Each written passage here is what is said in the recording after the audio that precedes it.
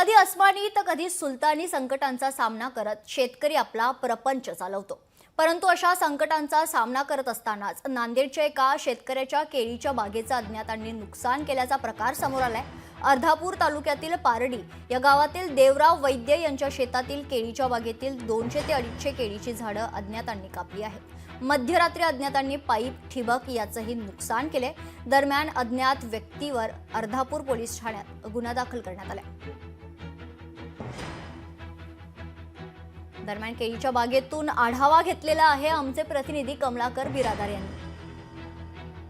ऊन, पाऊस, वारा आणि गारा याच्यामध्ये शेतकऱ्यांचं प्रचंड नुकसान झालेलं आपण बघितलेलं आहे। ओला दुष्काळ, कोरडा दुष्काळ याचं संकट कायम शेतकऱ्यावरती आहे। आपण शेनी पारडी ह्या शिवारामध्ये आहोत। आपल्यासोबत शेतकरी आहेत। दादा, तुमचं नाव काय आणि तुमचं नेमकं नुकसान काय आहे? आमचं नुकसान साहेब हे तोडून टाकल्यामुळं नुकसान झालं नाही। तो येऊन अज्ञात व्यक्तीने तोडून टाकलं रात्रीच्या। आम्हाला बी माहित नाही की कधी आले, कधी तोडले आणि पूर्ण पाईपलाईनला असे कत्ते मारून टाकले, पूर्ण पाईपलाईन फोडून टाकल्यात। नुकसान खूप केलं साहेब आमचं आम्हाला सरकारनं काहीतरी द्यावं याच्यामध्ये। आता आमचं नुकसान झालेलं आहे, 1 लाख रुपयाचं जवळपास नुकसान झाले। आम्हाला काय द्यावं त्याने अशी आमची मागणी आहे आता सरकारच्या त्याच्या हिशोबाने सरकारच्या। निश्चितच या प्रकरणी अर्धापूर पोलीस ठाण्यामध्ये गुन्हा देखील दाखल करण्यात आलेला आहे। अज्ञात व्यक्ती अद्यापपर्यंत सापडलेला नाही आणि किंवा संशयित या शेतकऱ्यांना त्याच्याबद्दल माहिती सुद्धा नाहीये।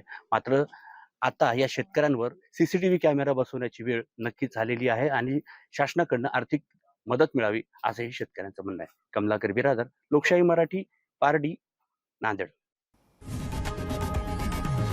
लोकशाही मराठी ऐका, पहा, जागरूक रहा।